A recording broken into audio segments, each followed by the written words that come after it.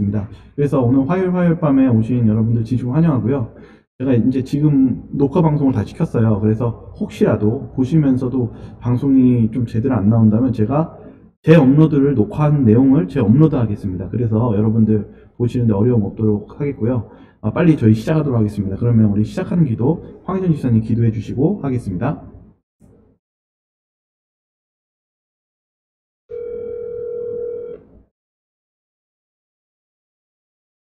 네, 여보세요? 네, 집사님 기도 부탁드리겠습니다. 네.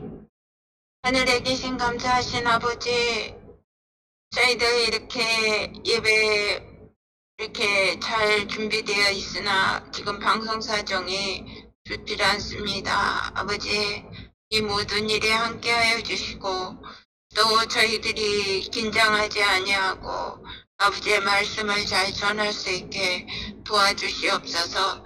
아버지, 이 시간 저희들이 주님께 한마음으로 이 방송에 참여하고 저희들이 깨어서 저희들 이런 귀한 자리를 마련해 주신 아버지의 은총을 저희들이 잊지 않도록 도와주시고 이번 기회를 통하여 저희들이 더욱더 각성하고 기도하고 이 예배에 하나가 되어서 주님의 말씀에 귀를 기울이고 또 이 세상 얼마 남지 않고 준비해야 될 이 깨어있을 시기에 저희들이 더욱더 이번 기회를 통하여서 정말 주님께 마음을 다할 수 있게 도와주시옵소서.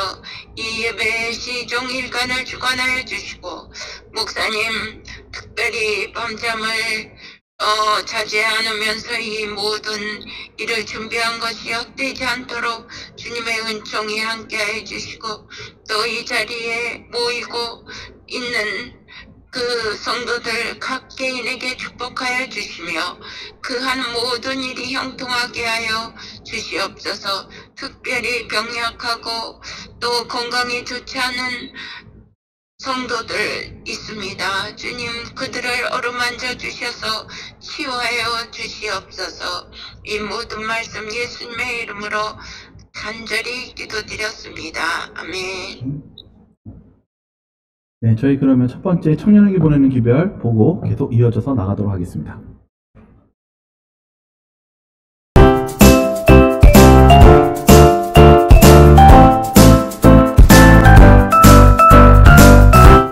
이번 주 주제는 견디는 힘입니다. 성경에서는 언제나 인내심을 강조하는데요. 저번 주 주제 유혹은 죄에 대한 구실이 되지 못함에서도 강조했듯이 유혹을 참고 이겨내는 것이 매우 중요합니다. 59쪽 하단을 보겠습니다. 최후의 승리를 얻은 사람들은 그들의 신앙생활에 있어서 무서운 당혹과 시련의 시기를 겪을 것이다.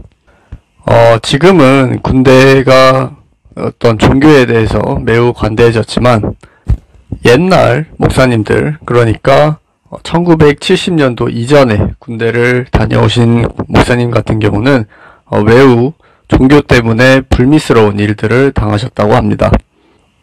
예를 들면 토요일에 예배를 드려야 되는데 그러지 못한 경우나 아니면 뭐 반찬이 새우, 뭐 돼지고기 뭐 이런 식으로 나왔을 때 매우 힘들어 하셨겠죠.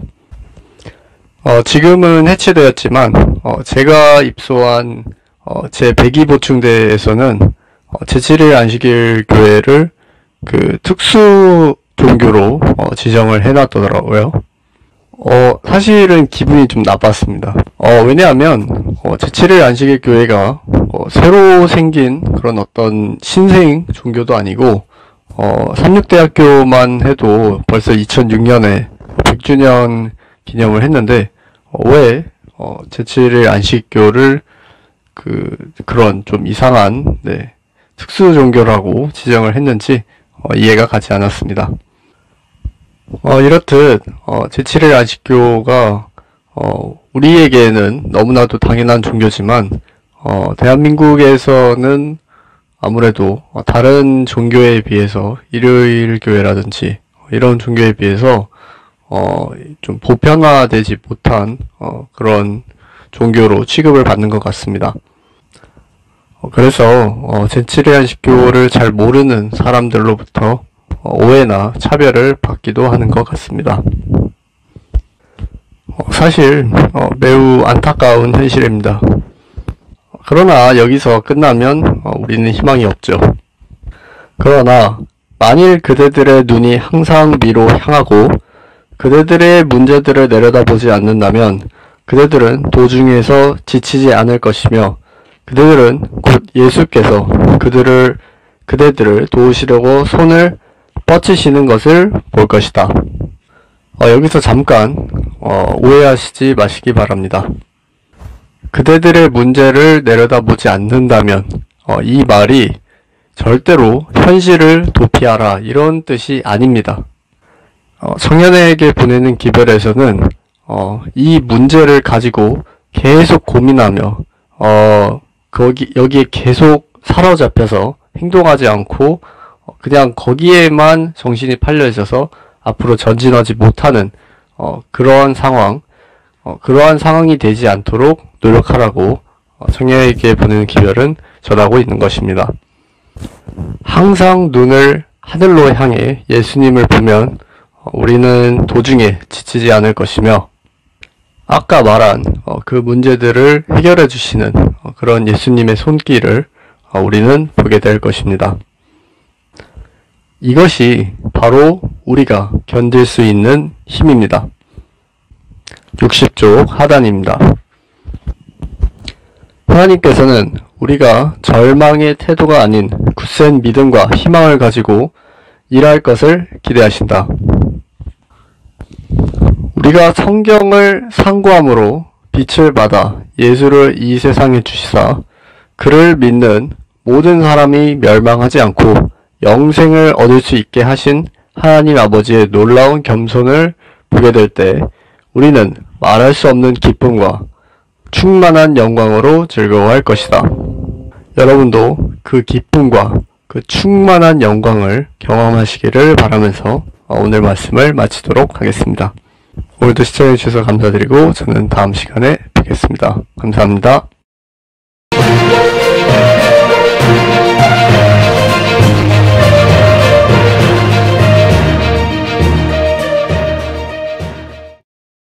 네, 오늘도 송명지군 여기 함께 왔습니다. 오늘 뉴스는 어떤 내용인지 좀 소개시켜 주시기 바랍니다.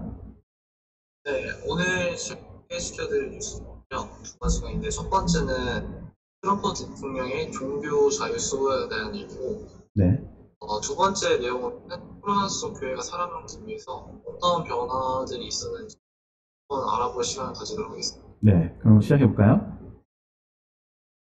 먼저 이제 트럼프 미국 대통령이 토마스 베켓 영국 애플 서교 850주년 기념일에 맞춰서 선언문을 이제 했는데, 네.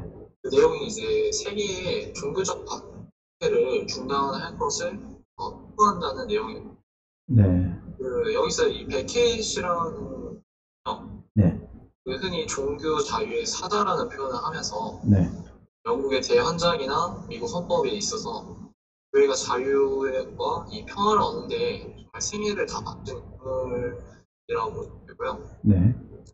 트럼프는 여기서 이제 선언문에서 베켓을 가르치며 신앙인에 대한 범죄는 중단되어야 하고 양심 평등을 하며 종교와 신앙의 자유를 제한하는 법률을 폐지되어야 하고 네. 하고 있습니다. 또한 이것에 덧붙여서 그 중세 시대에 양심에 충격을 줬던 수정과 일어나서는 안 되는 일이고, 네. 정말 이 미국이라는 나라가 서 있는 한 종교의 자유를 확보를 할 것이라고 말씀을 했습니다. 어떻게 보면은 이 역사적으로는 이 종교 박해가 있었던 중세시대, 암흑시대가 있었기 때문에 더욱더 이 종교의 자유가 참 값지고 귀한 것인데, 참 이번 내용을 통해서도 우리가 다시 한번 종교의 자유를 한번 깊이 생각해 볼 수 있는 시간이 된 것 같습니다. 두 번째 뉴스는 무엇이죠? 두 번째 뉴스는 뉴스라기보다는 어떻게 보면 칼럼에 가까운 내용인데, 네. 코로나로 인해서 어떤 교회에 5가지 변화가 있었는지 한번 살펴보도록 하겠습니다. 네. 먼저 첫 번째, 당연하겠지만 전 세계에서 코로나19의 지침에 있어서 많은 교회들이 그 시스템에 적응을 하고 있는 모습입니다. 저희가 지금 하는 것처럼 온라인 생방송을 하거나 네. 드라이브인 예배를 하는 경우가 있더라고요. 네. 이런 창의적인 방법을 도입을 한 상태고, 네, 두 번째는 이제 봉사에 좀 더 비중을 두는 모습을 알 수 있습니다. 네. 일부 교회 같은 경우에는 대학생들의 학비를 지원한다든지 불우한 가정을 위해서 세나 식료품 등을 제공하는 경우도 있고, 네. 아니면 노숙자나 이민자들을 위해서 물 급식을 네. 하는 경우도 있었습니다. 그리고 이제 디지털로 전환이 되면서 네. 그 예레미야 교회가 현재 정말 공식적으로나 공간적으로 살아있고, 네. 그 9.11 테러를 제외하면은 모든 상황 속에서 정말 잘 해내왔거든요. 네. 네, 이를 통해서 저희가 알 수 있는 사실, 하나님은 교회가 있기에 건물이 필요하지 않다는 것을 깨달을 수 있었던 것 같습니다. 네. 코로나로 인한 어려운 상황 속에서도 이렇게 다른 방법으로 온라인과 여러 가지 봉사활동으로 계속적인 하나님의 사랑을 전하는으로써 저희들이 멈추지 않고 계속적인 복음을 전해야 되겠다는 그런 생각이 드네요. 네. 다시 한번 고맙고요. 저희 또 다음 시간에 또 뵙도록 하겠습니다. 네, 감사합니다. 네.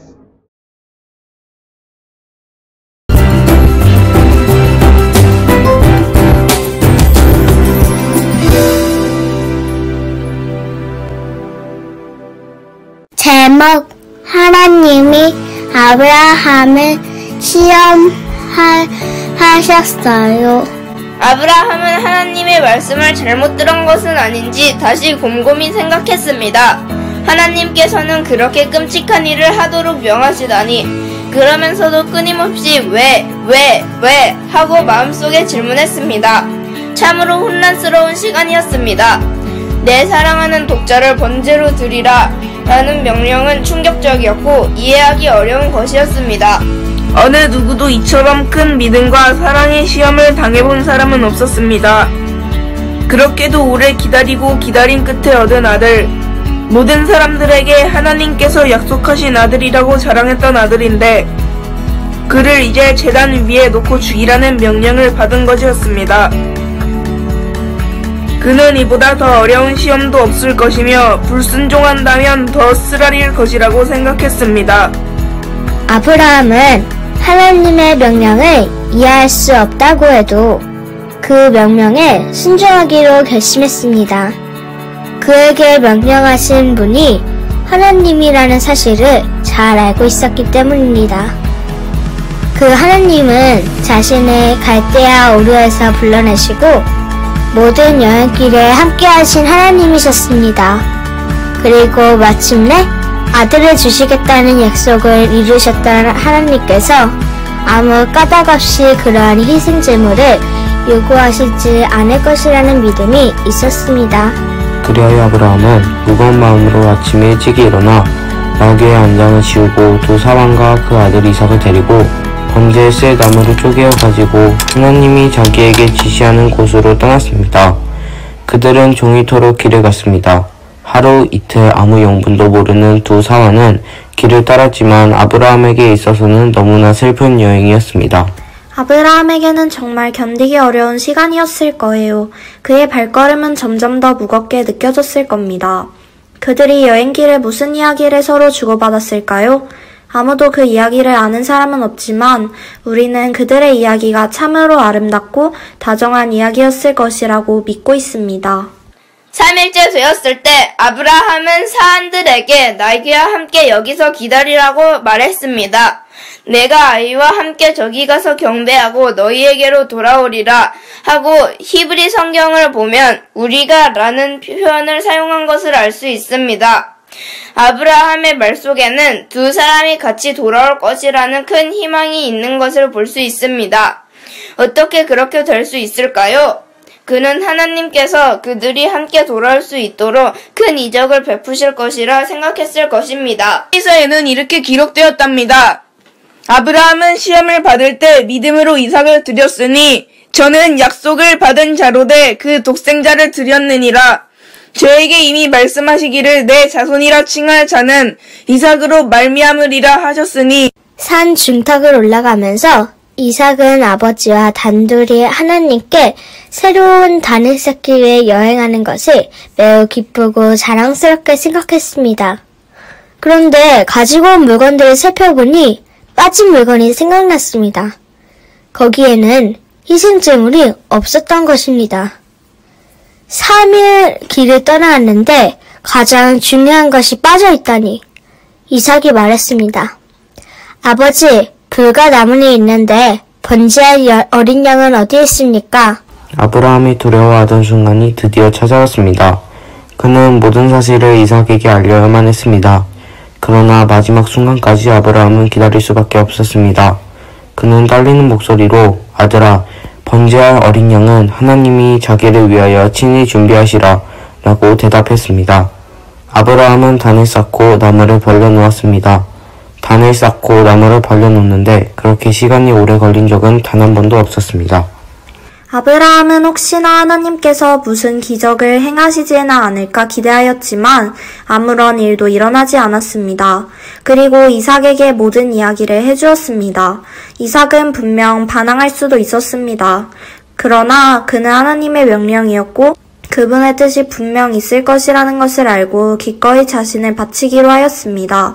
한편 아브라함 바로 뒤에는 하나님께서 무한하신 사랑으로 자기의 신실한 종 아브라함이 정말 아무 불평 없이 그 큰 희생을 치를 것인가를 지켜보고 계셨습니다. 과연 아브라함이 이 어려운 시험을 견딜 수 있을까요?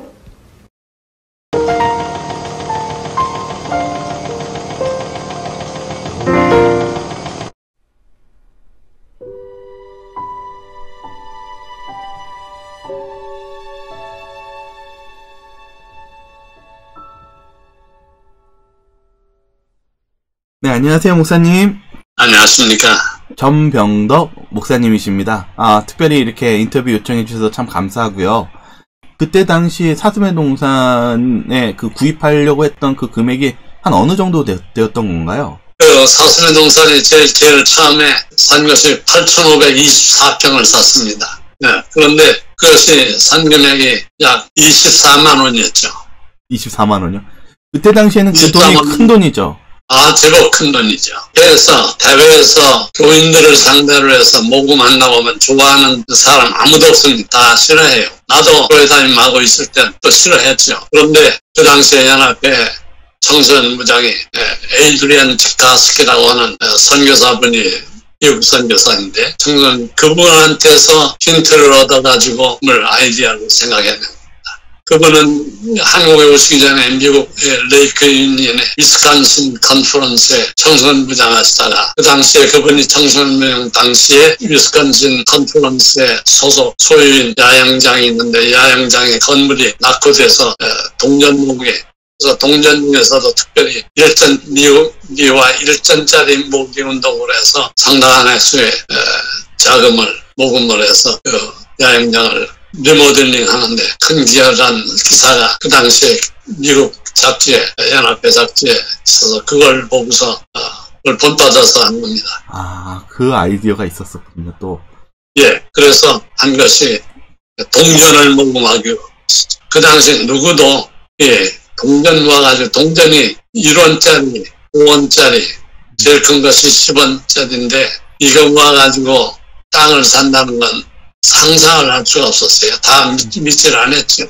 그러나 티끌마 태산이라는 우리 속담이 있듯이 그것이 이뤄낸 것이죠.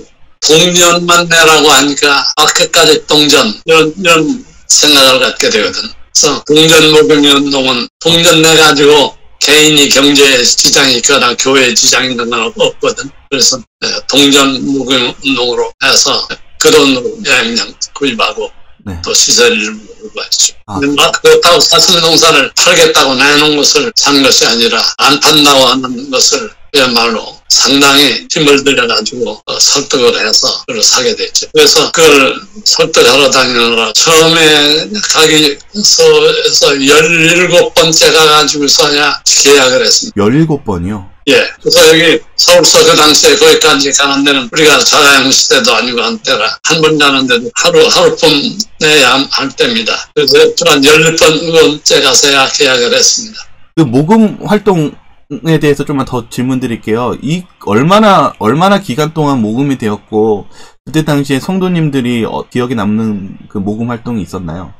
모금만한 희생적인 한 이야기들도 많이 있습니다. 참 그런 분들에 대해서 눈물겹도록 고맙죠. 옥천교회 예나직입니다. 산골교회거든. 어른은 한 사람 있었고 청년들 한 7, 8명 있었는 그와 같은 집회소였는데 거기도 하긴 해야겠는데 돈이 있어야지. 우선 돈을 주고받고 무슨 상향을 해야 잔돈이 생기는 거 아니겠습니까? 생길 기회가 없어서 청년들이 의논을 해가지고 용문산에 가서 남자는 나무를 하고 여자들은 산나무를 캐가지고 양평장에 갔다가 팔아서 그걸 내고 했습니다. 어떤 여자분은 자기의 그 당시에는 가발을 만들어서 파는 수출하는 시대입니다. 우리나라에 수출할 것이 없었어요. 긴 머리가 값이 나갔습니다. 돈이 됐었어요. 그래서 머리를 잘라가지고 그걸 팔아서 동전모금에 헌납한 이야기도 있고 또 출퇴근할 때 버스 타고 다니지 않고 걸어서 다니면 그 대신에 제작되는 돈으로 동전모금 운동에 바치고 그런 눈물겨운 사연들이 많이 있었습니다. 그 당시에 김태주 장로님이라는 분이 계셨습니다. 그분은 미국에서 평양교회 수석장로님도까지 하시던 분입니다.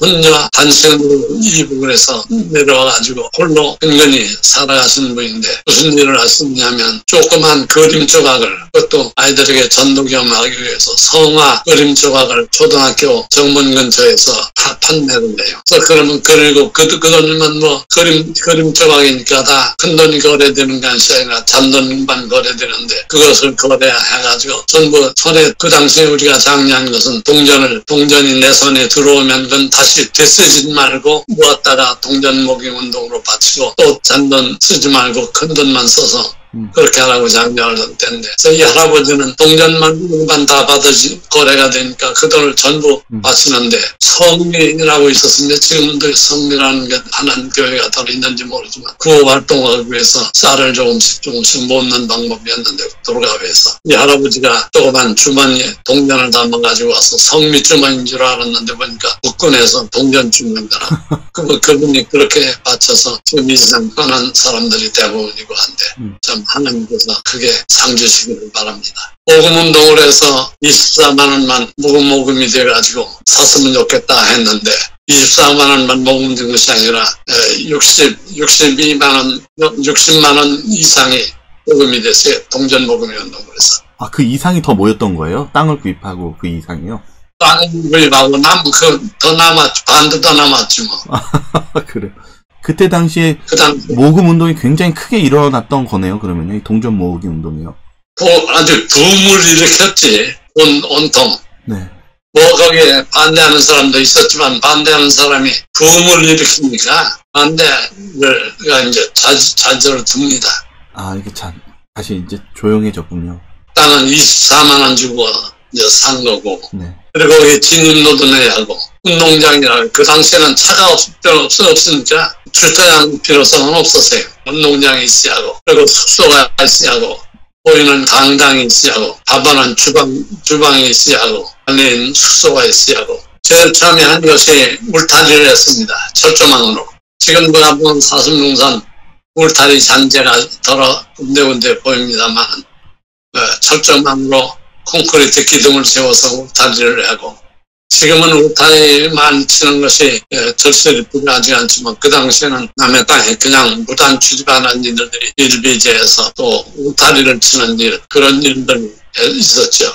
그리고 동전기념관이라고 숙소로도 사용하고 다목적으로 사용하는 그만 지금도 그런 물이 있던가 모르겠는데 그리고 우물을 파고 우물 파는 일도 보통 일이 아니었습니다. 그 당시 손으로 팔 때니까 14번을 팠는데 네. 14군데를 옮겨서 다 실패했습니다. 그래가지고 그 냇물 가지고 생활용수로 쓰고 그렇게 했습니다. 처음 시작이 언제 그러면 문을 연 건가요? 계약하자마자 쓰기 사용하기 시작했죠. 공사는 한쪽에선 하고 한쪽에선 야영회도 하고 하면서부터 쓰기 시작했습니다. 저는 이렇게 가끔 이렇게 기억이 나는 게 그 장막부흥회 할 때 그 잣나무라고 해야 되나요? 그 예. 나무숲에서 이렇게 예배드리는 기억이 어릴 때 항상 이렇게 기억이 많이 남는데요. 또 잣나무에 있는 그 장소를 특별히 뭐 이렇게 염두에 두신 건 뭐 있으셨나요? 그 당시에는 그 잣나무가 네. 심은 지 8년생이었습니다. 8년생이었어요? 8년생이면은 키많은 거예요. 거의 조그맣죠. 그리고 그 소나무 네. 들이 좀 더 있었고 밤나무가 지금보다 더 있었고 그랬었습니다. 8년생이 있었으니까 살 때. 네. 그러면 그 전에 있던 주인이 그 심은 거였던 건가요? 그렇죠. 지금은 거의 울창한 숲이 되어버려가지고 이게 원래 그렇죠. 벌써 몇 년이에요. 뭐 55년 됐나? 54년인가 55년 됐군요. 특별히 또 이렇게 강이 있어서 또 침례식 하기가 너무 좋은 장소도 되었고요. 그래서 그러면 뭐 강이야 참 보물이고 그 강이라고 하기는 하지만 조종천입니다. 이름이 산면을 쫙 돌아서 내려가지 않습니까? 지금은 자갈밭이 됐지만 그 살 당시에는 자갈밭도 한편에 있고 굵은 모래밭, 가는 모래밭 그렇게 모래밭으로 주로 구성이 됐었어요. 그래서 그게 아주 야영하기 참 좋은 집회도 하고 신녀식 같은 건 물론 말할 것도 없고. 네. 그때 당시 기분이 어떠셨어요? 계약할 때는 나는 결혼식 하는 기분이었죠. 올인을 했으니까. 네. 네, 목사님, 오늘날도 정말 사슴의 동산 가면 그래도 많이 바뀌었잖아요. 뭐 이렇게 캠핑장도 생기고 또 건물도 많이 이제 전문과는 또 다르게 또 많이 세워졌고요. 오늘날 이렇게 또 사슴의 동산 보시면 또 어떠세요? 사슴의 동산에 대한 애착은 물론 옛날 그때만은 좀 못하지만 말할 수 없는 애착을 가지고 있죠. 사랑하는 애인입니다. 아직도. 네, 책에도 뭐 쓴 기억이 조금 있습니다만 그 당시에는 나 죽으면 사슴동산에 묻어달라고 하고 싶은 것 같은 생각이 있었어. 네, 목사님 참 오늘 또 이렇게 좋은 말씀 주셔서 감사합니다. 저희가 오늘 이렇게 사슴의 동산 오늘 이 말씀을 들으면서 저희들이 정말 사슴의 동산이 어떻게 이렇게 생겼고 또 성도님들이 그리고 또 목사님이 어떤 과정 속에서 이런 일들이 했는지 보면서 저희들도 참 신앙적으로 반성도 되고 또 도전해야겠다는 생각이 드네요. 네, 고맙습니다. 네, 인터뷰 요청 또 다시 한번 고맙고요. 저희 또 계속 목사님 건강을 위해서 계속 기도하겠습니다. 감사합니다. 네.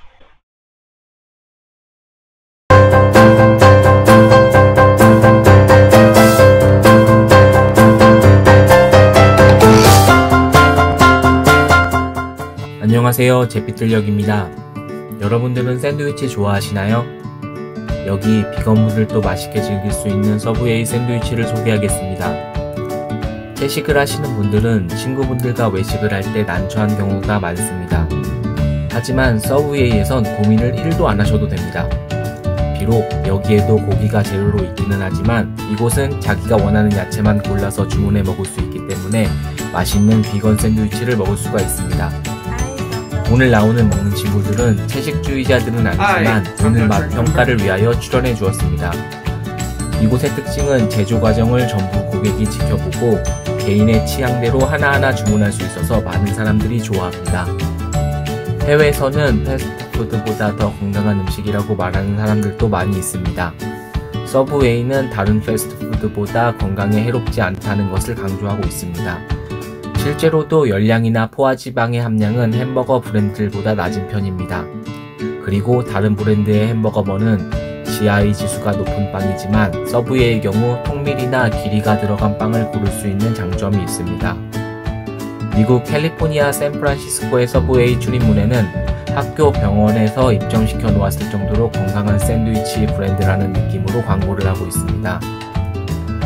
바쁜 도시 생활 속에서도 채식을 선호하시는 분들에게 패스트푸드보다 많은 야채와 영양소로 빠르면서도 몸에 좋은 음식을 원하신다면 여기를 추천해드립니다. 몇 가지 추천을 드린다면 비건분들은 재료를 고르실 때 치즈를 빼고 소스는 올리브 오일과 레드 식초를 넣으시면 됩니다. 서브웨이의 채식 메뉴는 돼지와 얼터밋 서비 있습니다. 이상 채식 탐방이었습니다. 연말에 가족들과 행복한 시간 보내세요. 감사합니다.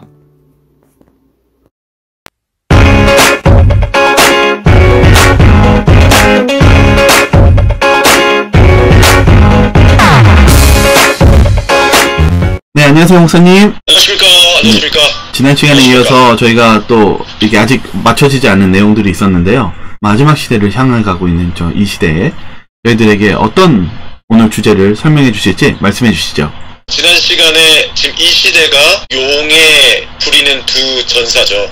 계시록 13장의 첫째 짐승, 둘째 짐승이 힘을 합쳐나가는 첫째 짐승인 그 어항권이 미국에서 정치, 경제 이 두 뿔, 민주주의와 자본주의를 붙잡고 막 공개적으로 눈에 보이게 쥐고 흔들기 시작하는 그런 모습을 보면서 우리가 정말 땅끝까지 복음을 힘써 전해야 될 때가 왔구나 이런 것을 우리가 봤는데요. 동시에 이것이 향하고 있는 것이 우리가 익히 알고 있던 마치 전설처럼 배워왔던지 일요일협력. 아 목사님 이건 없어요. 이렇게 사실 저도 이런 얘기 많이 들었습니다. 이렇게 문명화된 시대에 종교의 자유를 그렇게까지 억압하는 법령이 나올 수가 없어요.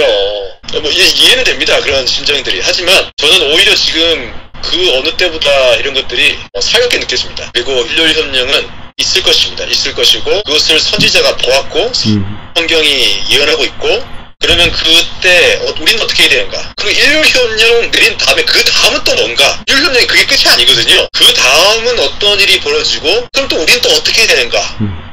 그거를 성경과 우리 파인 여사가 계시 가운데 그리고 하나님께도 받은 그 지식을 나누면서 오늘 좀 풀어보고 싶습니다. 네, 오늘같이 예상치 못하는 이 코로나로 인해서 혼란을 겪고 있는 이 시대에 저희가 이 마지막을 준비하는 마음으로 저희들 한번 배워보도록 하겠습니다. 아멘, 아멘. 저도 같이 배우겠습니다. 그럼 시작해볼까요? 네.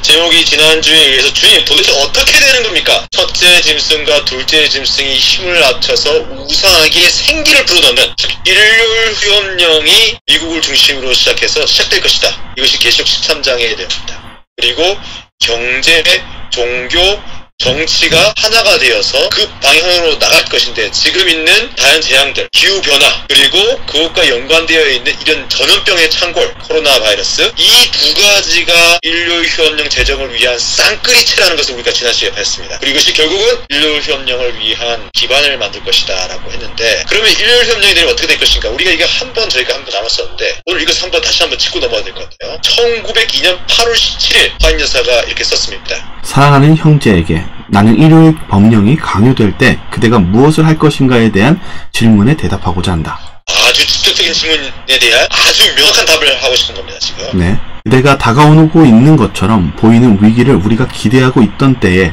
주께서 내게 주신 빛은 사람들이 땅의 권세에 충동을 받아 일요일 준수를 강요하는 때에는 제7일 안식을 예수 재림교인들이 그날에 일상적인 일을 하지 말고 선교 사업에 헌신함으로 지혜를 보이는 것이었다. 네, 이게 아주 중요합니다. 하나님께로부터 받은 지혜라고 하고 있어요. 네, 뭐 하라고요? 선교해야 된다고요. 선교 사업을 하라는 거예요. 그 가게 문 열고 우리 다른 일을 하지 말라는 겁니다. 그러니까 엄밀히 얘기하면 일요일협령의 법적인 지시를 따르라는 거예요. 어떤 분 자꾸 헷갈려 하시는데 십계명에 직접적으로 공격받지 않는 이상 우리는 어떻게 해요? 법을 따라야 돼요. 네, 국가의 지시에 따라야 됩니다. 자, 그러면 인류는 뭐예요? 근데 어떻게 얘기해요?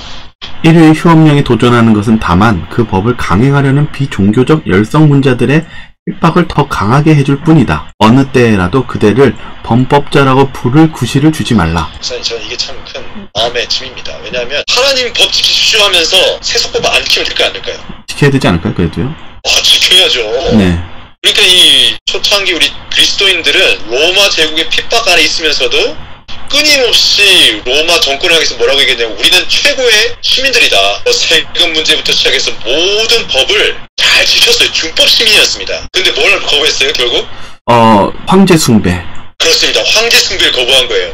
왜요? 황제 숭배는 뭐에 접촉이 돼요? 하나님에 대한 그 계명에 접촉이 되죠. 그렇죠. 십계명에 접촉이 되니까 우리는 못하겠다. 이것 때문에 우리를 죽이고 싶다면 죽여라.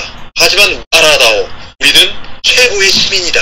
이게 그리스도의 자세인 것입니다. 이게 지금 이 코로나 때문에 이 교회가 사실은 모범을 보여주는 거예요. 제 집단식 예수적인 교회는 참 중보통신이 투철한 기독교인들이에요. 사실 이게 참 감사한 일입니다. 지혜가 필요한 것 같습니다. 보면은요. 아멘, 아멘. 그래서 하나님께서 선지자를 통해서 이렇게 말씀 지혜를 주신 겁니다. 핵심이 뭐라고요? 어느 때에라도 그대를 범법자라고 부를 구실을 주지 말라. 만일 그들이 하나님도 인간도 두려워하지 않는 자들을 지배하도록 내버려 둔다면 그들은 곧 신비감이 없어져 실증을 느끼며 일요일 준수를 엄격히 강요하는 것은 모순되며 편리하지도 않다는 것을 알게 될 것이다. 그래서 여러 가지 좋은 이유로 일요일 협력을 제정했을 때 그들이 기대했던 것과 달리 어떻게 해요? 이 안식일 하나님의 계명에 대한 이 공격, 이것이 별로 이렇게 효과가 없다는 것을 깨닫게 되는 거예요. 그대는 손에 성경을 들고 선교 활동을 계속하라. 그리하면 원수는 자기가 사업에 실패하였다는 것을 알게 될 것이다. 그리고 이게 하나님의 지혜로 승리하는 방법이라는 거죠. 나가서 반대! 종대자유를 탄압하지 말라! 이렇게 하지 말라는 겁니다. 이게 아니에요. 그날 법을 따르면서 오히려 선교에 집중하면 큰 성공을 거둘 수 있는 것입니다. 근데 우리가 어떤 질문을 받게 될 때? 일요일에 선교 활동하면 짐승의 표를 받는 게 아닌가요? 그렇죠. 목사님. 그럼 안식일에 우리 예배를 드린다고 하지만 일요일에 이렇게 종교 활동하면 우리 짐승의 표 받는 거 아니에요? 그들과 똑같이 되는 게 아닙니까? 뭐 이렇게 나올 수 있는 거죠. 근데 환희에서 뭐라고 얘기해요? 예은 씨는? 네. 아니라는 겁니다. 왜? 우리 안식일 지키잖아요. 네. 안식일 지키는 왜 자꾸 걱정하시는 모르겠어요. 안식일 지키시라니까요. 그리고 일요일은 뭐요? 법 다르고. 안식일을 기억하여 거룩히 지키라고 이 안식일의 주인이신 예수님께서는 주셨죠. 그러면서 뭐라고 얘기해요? 어떤 사람은 그들의 눈에 거슬릴 일을 하지 않으므로 화평을 유지하는 지혜를 나타냄과 동시에 가장 중대한 사업을 행함으로써 짐승의 표도 받지 않는다. 화인여사는 일요일에 선교 활동하고 기도회하고 세미나하고 이렇게 하는 일요일 협력을 지키면서도 이런 선교 활동하는 것이 짐승의 표를 받지 않는다고 명확하게 말씀해 주고 계신 것입니다. 우리가 일요일을 선교 활동에 바친다면 제7일 안식일 예수재림 교인들에게 굴욕을 주기를 좋아하는 독단적인 열성문자들의 압제의 손에서 벗어나게 될 것이다. 이때 또 고집스럽게 압제의 손에 걸어 들어가면 안 된다는 겁니다. 그게 어쩌면 속임수였다는 거죠. 속임수라는 거예요. 이게 이 트릭을 지혜롭게 우리가 이게 성령의 하나님이 정말 순간순간마다 우리 지도해 줘야 돼요. 우리가 자꾸 이게 정치적 논리, 나의 이해관계, 나의 열성적인 신앙은 좋은데 그게 성경과 예언의 신의 바탕 안에서 지혜롭게 움직여줘야 돼요. 그게 벗어나면 어떻게 돼요? 우리가 스스로 덫에 들어가서 하나님의 원수들이 하나님의 백성을 괴롭히는 일을 증가시키게 하는 원인 제공이 될 수 있다는 거죠. 그렇습니다. 우리도 신앙인으로서 예수님 따르는 사람 마음에 좀 강팍함을 다스려야 됩니다. 저도 이런 강팍함이 있는데 우리 열성분자들의 압제의 손에서 벗어나게 되는 지혜를 하나님께 주셨어요. 그러면 그 지혜의 겸손을 따르는 마음이 필요한 것입니다. 저희가 이렇게 보면서 미리 준비하는 게 참 필요한 것 같습니다. 우리가 일요일에 사람들을 방문하여 그들에게 성경을 소개하는 일로 바치는 것을 보게 될 때에 그들은 일요일 휴업령을 제정함으로써 우리의 사업을 방해하려던 노력이 허사임을 알게 될 것이다. 이 순간에서 땅 끝까지 우리는 복음을 전해야 되는 것입니다. 그래서 사실 지금이나 일요일 휴업령 내릴 때나 우리가 할 일은 선교죠. 똑같아요. 오히려 더 열심히 하면 됩니다. 그때는.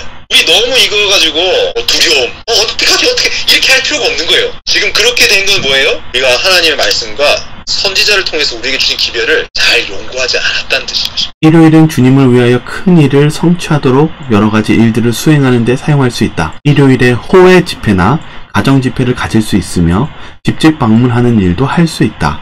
그러니까 어떤 분들은 지금 저한테 목사님 코로나인데 지금 이대로 쭉 가서 일요일 휴업령 내릴 겁니다. 지금 안 모이면 그때도 못 모입니다. 이렇게 얘기하고 있어요. 그러면 제가 공무원이나 집사님들에게 제가 참 그 열성에 참 감사드립니다. 이 말씀을 보여드려요. 그러면 어떻게 돼요? 화에서 계시 가운데 봐서요. 뭐예요? 일요일에 함께 모여서 가정 집회도 갖고 교회 모여요. 우리 다시 모일 겁니다. 네. 법에 너무 접촉되면서 하기보다는 저희가 최대한 거기에 순응하면서도 최대한 선교적인 방향으로 우리가 나갈 수 있는 그런 시기라는 거죠. 네, 그렇습니다. 이게 지금 좋은 훈련이에요. 우리에게 아주 좋은 시기입니다. 영적으로 너무나 큰 축복이 있을 수 있어요. 저희들에게 말씀을 연구하고 그걸 내게 어떻게 지혜롭게 하나님의 지혜를 따라서 어떻게 적용하는지를 배우는 아주 좋은 때인 거죠. 코로나로 저희 3단계나 2단계에 계시는데 이번 기회에 이렇게 방송 보시면서도 준비하는 시간이 되었으면 좋겠습니다. 아멘. 다 이게 피가 되고 살이 되는 시간입니다. 글을 쓰는 자들은 이날에 집필을 할 수 있다. 가능하면 언제든지 일요일에 종교적 집회를 가지며 이 집회가 아주 흥미있는 집회가 되게 하라. 예, 일요일마다 뭐예요? 특별 집회하는 겁니다. 네. 다니엘 예언 세미나도 하고 계시록 세미나도 하고 신앙 부흥의 계기로 삼으면 되는 것입니다. 그래서 안식일 교회에서 사람들이 막 모이고 막 찬양하고 하면 어떻게 해요? 이날 딱 해가지고 이 대치안식 공격해야지 했던 사람들 어떻게 생각해요? 오히려 더 부흥하는 거예요. 이때 부흥할 수 있습니다. 희망적으로 빛을 가지고 희망적으로 나가야 됩니다. 참다운 신앙 부흥 찬미를 부르며 구세주의 사랑의 능력과 확신을 가지고 설교하라. 결제와 참된 신앙의 경험에 대하여 설교하라. 아멘, 아멘. 우리 그때 우리 조항민 목사님 하나님의 사랑을 힘있게 이렇게 또 전하시면 또 부흥을 경험하는 것입니다. 안식일에도 하고 일요일에도 하고. 정말 목회자들이 이때 더 바빠지겠네요. 복음을 더 힘있게 전하시는 것입니다. 네. 자, 그러면 일요일 협령 지키는 건가요? 저희들은 지혜롭게 이 일들을 진행하는 것 같네요. 그렇습니다. 단순합니다. 네. 우리는 그날 예배일로서 하나님께 예배를 드리는 것이 아니라 예배일은 언제고요? 안식일을 지키고 일요일은 국가의 법령이니까 순종하는데 그날 우리는 예배처럼 예배를 드리는 것이 아니라 특별 집회를 함으로 더욱더 전도에 힘쓰는 것이죠. 어느 때라도 그대를 범법자라고 부를 구실을 주지 말라는 것입니다. 네. 자, 그럼 한번 다니엘 한번 생각해볼까요? 다니엘이 마지막 때에 관한 책을 다니엘서에 썼죠, 그쵸? 마지막 때라는 말은 오직 구약성경의 다니엘서에서만 나오는데 사실 다니엘서를 자세히 연구해보면 마지막 때에 우리가 어떻게 살아야 하는지도 다니엘 통해서 우리가 배우시지 않습니까? 자, 다니엘 6장 5절. 그 사람들이 가로되 이 다니엘은 그 하나님의 율법에 대하여 그 틈을 얻지 못하면 그를 고소할 수 없으리라 하고. 이 율법의 10계명이 어떻게 해요? 딱 직접적으로 관련된 거를 공격해야지 다니엘을 잡을 수 있다. 이렇게 딱 나중에 마지막 방법이 이건 거예요. 그러니까 그 얘기는 뭐예요? 그 위에는 다니엘이 뭐 한 거예요? 율법 정신 철저한 사람이었던 것입니다. 우리 이거 기억해야 돼요. 다니엘은 이방 나라에서조차도 그 이방 나라의 세속법을 잘 지킨 사람이었습니다. 저도 이제 제가 부끄러운 얘기인데 제가 이곳에서도 딱지를 하나 띄었습니다. 제가 장례식이 터져가지고 그 피차를 몰고 가는데 산골이다 보니까 차가 없어요. 그러니까 뭐 속도계도 안 보고 달리다 보니까 갑자기 뒤에서 차가 따라오는 거예요. 그러니까 경찰차더라고요. 경찰 선생님께서 오셔가지고 과속하셨다고. 왜 과속하셨냐니까 되게 뭐라고 했을까요? 장례식을 가야 된다 이렇게 얘기하지 않았을까요? 장례식. 근데 제가 사실 제가 목사인데 목사면 교통법을 잘 지켜야 돼, 안 지켜야 돼요? 잘 지켜야죠. 네. 잘 지켜야죠. 네. 하나님 법을, 사랑의 법을 선포하는 사람이 이 국민의 이 생명을 지키기 위해 제정해놓은 도로교통법을 잘 지켜야죠. 제가 정신없이 운전하다 보니까 과속을 하게 됐습니다. 그러니까 100불이 넘는 티켓을 끊어주시더라고요. 대신에 그분이 과거에 사고 이력도 없고 위반 이력도 없기 때문에 사실은 이게 과속을 하셨기 때문에 제가 아주 강하게 처벌을 해야 되는데 이 정도 선에서 자기가 마무리하겠다. 조심해서 가시라고 쓰시면서. 근데 제 얼굴이 빨개져가지고 제가 법을 어긴 겁니다. 이러면 안 되는 거죠. 다니엘 어떻게 했다고요? 하나님의 율법에 대해서 그 틈을 얻지 못하면 고소할 수 없는 사람이었던 것입니다. 예수님도 본을 보이셨죠? 예수님 어떤 도전을 받으셨죠? 우리가 가이사에게 세를 바치는 것이 가하니까 불가하니까 하니. 사실 이 질문은 아우구스투스죠. 이 누가복음 2장에 예수님이 탄생하던 때를 나타내는데 요셉과 마리아가 베들레헴으로 간 이유가 바로 로마의 첫 번째 황제 아우구스투스의 세금을 걷기. 그 시스템 법령에 의해서 모든 사람이 호적을 하고 이 로마 제국에 세를 바치는 일이 본격적으로 더 가혹하게 시행됐는데 사실 예수님의 죽음도 이것과 관련이 있죠. 예수님이 질문을 받았습니다. 우리가 가이사에게 세금을 바치는 것이 가하니까 불가하니까. 이게 무슨 말입니까? 우리가 하나님의 법을 따라야 되냐 이 세상의 법을 따라야 되냐 이런 질문인가요? 그렇습니다, 목사님. 그것이 저가로 핵심이죠, 핵심. 왜요? 이분들은 가이사에게 세금을 바치고 싶지 않았어요. 근데 죄송하지만 그 당시 대제사장 2명 그리고 사두개인 바리새인들 이분들 다 대부분 어떻게 해요? 로마 권력과 매우 밀착돼 있었어요. 그 권력으로부터 힘과 자금을 받던 사람들이었습니다. 그런데 백성들한테 어떻게 해요? 로마에 대한 항거 정신을 막 심어줬어요. 우리가 이게 정치라는 게 참 무서운 거예요. 이율배반적이네요. 맞습니다. 자기들끼리 어떻게 해요? 백성들을 조종하기 위해서 뭐 한 거예요? 분노를 일으켜요. 미워하게 만들고. 그런데 어떻게 해요? 자기들끼리는 위에서는 잘 지내요. 이렇게 해서 이게 다 통치 기술입니다. 예수님 뭐라고 했어요? 그랬을 때. 가라사대 그런즉 가이사의 것은 가이사에게 하나님의 것은 하나님께 바치라 하시니. 목사님 너무 명쾌하지 않습니까? 명쾌하고 지혜롭고. 이게 누구의 지혜예요, 이게? 하나님의 지혜죠. 이게 하나님의 지혜예요. 저도 옛날에 이게 그냥, 뭐야, 이게. 사는 살이요, 물은 물이요, 이런 거야. 저는 사실 이렇게 생각했어요. 시간이 지나면 지날수록 이게 뭐냐면, 완전히 전공 후벼 파는 그런 말씀인 거예요. 신의 하나님의 지혜인 겁니다. 하나님 것은 하나님한테 바치고, 로마 황제한테 주건 황제한테 줘라. 끝! 그러니까 하나님의 십계명에 범하지 않는 이상 뭐 하라는 거예요? 법을 따라야 되는 거예요. 그래서 많은 오히려 더 큰 피해를 줄이고 그리고 하나님의 나라를 준비하는 게 지혜가 필요했던 것이죠. 아멘. 사실은 당시에 이 대제사장들, 바리새인들, 사두개인들이 예수님을 거부한 이유예요. 예수님이 세속적 왕이 되길 바랬던 근데 예수님이 그걸 철저히 거부하면서 뭐예요? 황제한테 주고 하나님의 드릴 것은 하나님께 바쳐라. 십계명은 십계명대로 지키고 그것을 침해하지 않는 이상 따라야 되는 것이죠. 이렇게 되니까 어떻게 해요? 저희가 백성 앞에서 그의 말을 능히 책잡지 못하고 그의 대답을 기이히 여겨 잠잠하니라. 아멘. 일이 일로 현명되었을 때 똑같이 일어날 것입니다. 그들이 어떻게 해요? 책잡으려 했는데 가이사의 것은 가이사에게, 하나님 것은 하나님에게 바치겠습니다. 그래서 능히 책잡지 못하고 뭐예요? 대답을 기이히 여겨서 잠잠한 거. 이게 아닌데 이런 거였겠지. 그렇죠. 그때 우리 조항규 목사님 막 다른 사람 와서 항의할 때 어떻게 해요? 딱 이렇게 말씀하시면 그분들이 옆에서 다른 분들이 말은 맞네요. 갑시다. 책잡지 못하는 거예요. 아멘 할렐루야. 어느 때라도 그대를 법자라고 부를 구실을 주지 말라.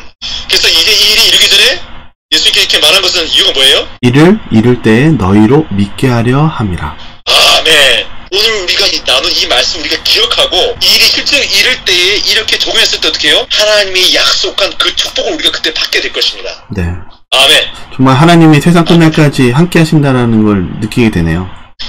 아멘 할렐루야. 목사님 참만입니다. 그래서 우리가 마지막 때를 지나갈 수 있는 하늘의 지혜를 우리가 지금 주신 거예요. 우리가 지금 주신 겁니다. 투여할 필요가 없어요. 할렐루야 아멘. 예수님의 심정이 이런 거예요. 뭐라고 하셨죠? 마태복음 10장 16절에 네, 보라 내가 너희를 보냄이 양을 이리 가운데 보냄과 같도다. 그러므로 너희는 뱀같이 지혜롭고 비둘기같이 순결하라. 정말 이게 참 배부를 주는 말씀 아닙니까?